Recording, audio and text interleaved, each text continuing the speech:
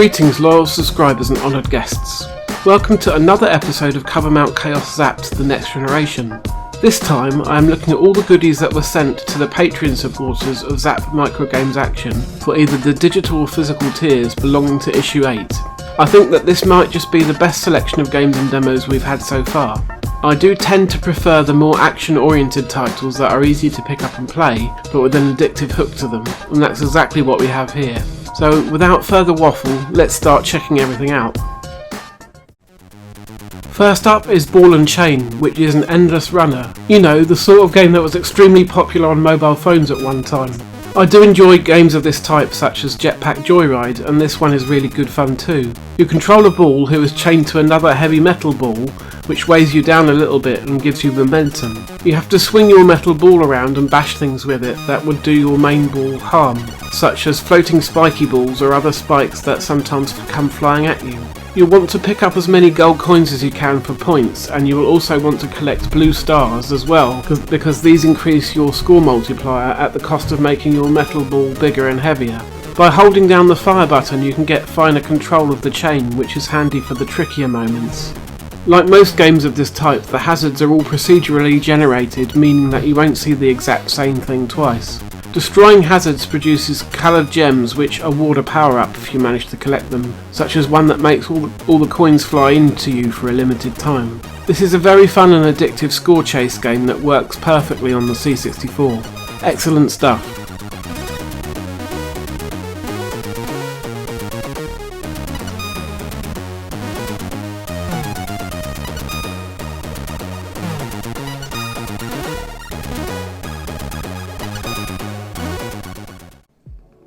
The second game is a puzzle game of sorts, but the designer has put the emphasis on making it relaxing to play and not too obtuse or stressful. The idea behind Tenebra Extended is to get your little man to the exit, but you can't venture into dark areas. Whereas in games that inspired this one, going into darkness without a torch was fatal, in this game you simply can't go in there. The difficulty curve is perfectly judged, introducing new concepts gradually and getting you used to how they work before asking you to make use of what you've just learned and solve a level on your own.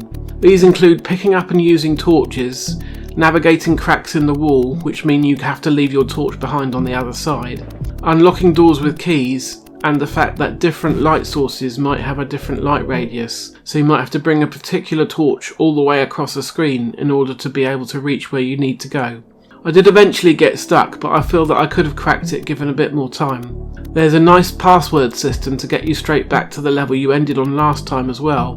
The graphics are simple but atmospheric, and there is the option to turn the flickering off if it bothers you. Another brilliant game, well worth checking out.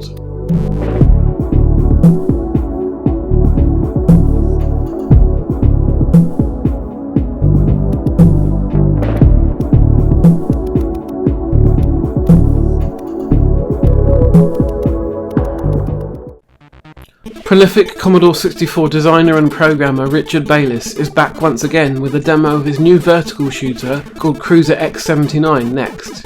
This is a fairly conventional shoot 'em up really, with power-ups including a smart bomb, shields and improved firepower, but it plays very nicely with extremely smooth scrolling and nice responsive controls. My only minor issue was that I sometimes couldn't quite tell which parts of the background would kill me, but that is something I would eventually get used to with practice. I wasn't very good at this sample level, which is actually level 5 of the finished game. Hopefully I would get on a bit better with the earlier stages. There are going to be 16 stages in the full version, so plenty of game for shooter fans to get into. Top quality stuff.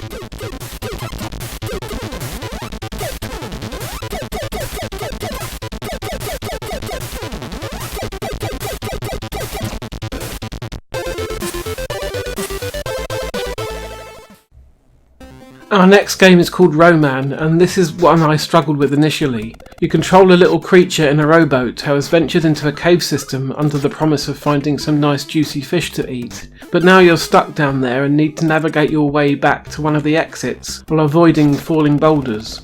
You can collect gold nuggets as you explore, and 100 of these will give you an extra life. Both the PDF instructions and the README file on the disc both say that you use the fire button to increase the water level, but in practice I found it was pushing up on the joystick that did so. Once I had this sorted out, I got on with the game a bit better. I do like that most of the screens have multiple exits, so there is replay value to be had in going in different directions. It's quite a tricky game though, and if you raise the water level too high, you will find it hard to get under the falling boulders before they hit you. Definitely not my favourite game on this particular cover mount, but still very interesting nonetheless.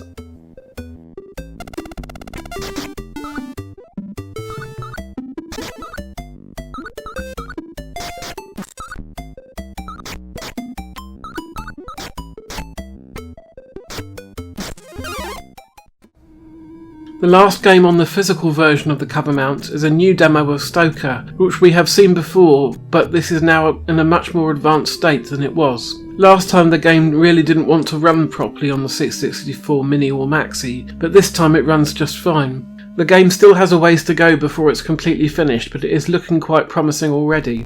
I do really love the cartoony main sprite of your cute little dragon. It is huge and very nicely animated. Once the full version of Stoker is available, I'll be sure to check it out and let you know what I think of it.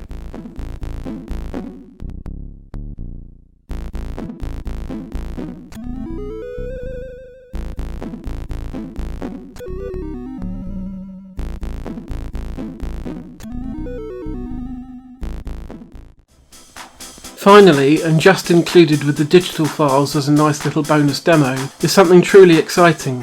A few months ago we already had a demo of the very ambitious port of Street Fighter II Champion Edition, and now we have another one-on-one fighter getting the C64 treatment in the shape of SNK vs Capcom. This is a really big demo. I was expecting to just be able to fight one or two characters, but it just kept on going and going before I was eventually defeated by Felicia. I was controlling Ryu, and I can tell you that all of his signature moves are present and correct, and feel good to perform with my Logitech joypad. Visually, I think they may have taken some cues from Match of the Millennium on the Neo Geo Pocket Color, which makes a lot of sense and works really well here.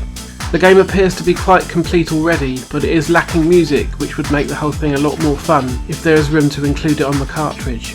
With high quality games like this that are being adapted and refined to play to the strengths of the hardware, rather than trying and failing to be a one-on-one port of the arcade version, it truly is an exciting time to be part of the C64 scene.